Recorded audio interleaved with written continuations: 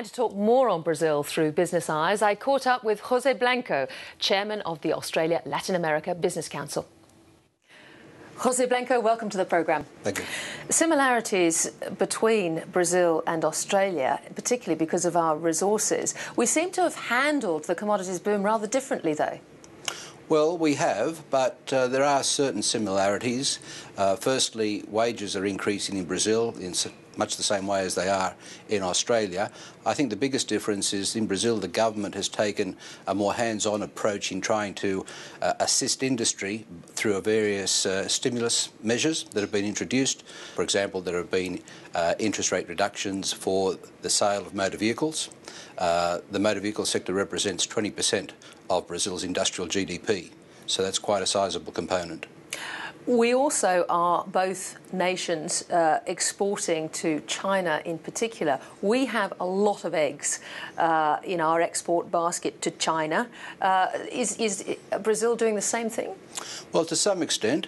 I think in the case of China, Brazil's exports were about 2% in the year 2000, and by October of last year they'd risen to 16.8%, which is a significant increase.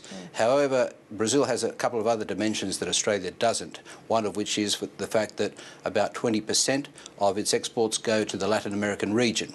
Europe has also been traditionally an important destination for Brazilian exports, and clearly as a result of what's happening in the Eurozone, the demand there has decreased and may continue to decrease. Jose, how important are these two big events, the 2014 FIFA World Cup and then the 2016 Olympics? How important are they to Brazil, and what are Australia's opportunities there? Well, clearly those of us that remember the impact that the Sydney Games had on that city and our country can anticipate what will happen for Brazil. The host cities will undoubtedly be put on the global map in a way that they never have been before. It will bring forward significant investment into infrastructure, and during the years of celebration of these events, the number of tourists will increase significantly, and that will correspond to increased money flowing into the economy. So are our infrastructure companies, building companies and finance companies looking for a piece of the action there? Because they should be by now, shouldn't they? I'm not sure that they are. I suspect that Brazil is not a market that they have high on their list of priorities. Why not? I think tyranny of distance to some extent. Lack of awareness of the market, so that when we look at the cross-section of companies that are in Brazil from Australia, we won't find any construction players. We have some of our larger companies such as Westfield, which entered last year through a joint venture into supermarkets. Seek.com, about 2 months ago, took majority position in the subsidiary that it has in Brazil. We've had Amcor, Brambles, Orica, QBE. They're all there, but you won't find any construction companies. Moving to foreign investment, there's been a lot of dispute in Australia already about the amount of investment, foreign investment in agricultural land. What has Brazil done on this issue? There have been many players wanting to participate in Brazil's food capabilities. They've been primarily funds originating in Europe and North America that have invested into the market. As their number and the value of their assets has increased, there's been a degree of reticence on the part of Brazil to maintain that flow, and what it has done is to introduce measures that limit the amount of land that can be owned by foreigners.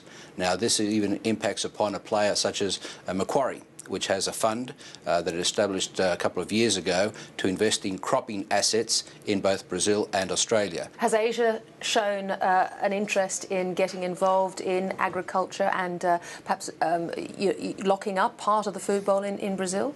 It certainly has, and China has been very much at the forefront of that push, and perhaps China is one of the countries that has received the most publicity in Brazil, and that has in turn caused some of these measures to be introduced.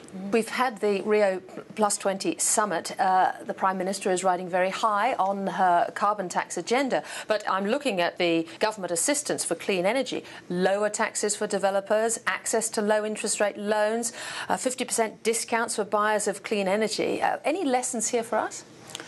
Well, it all depends on how you want to approach the expansion of renewable energy. Clearly, Brazil believes that the only way to get it to where it wants to be is by supporting the industry.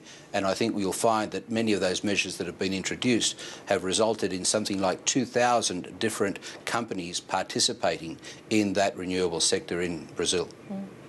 Finally, how can we crank up Australian, Brazilian financial investment, fund investment, in both directions, do you think?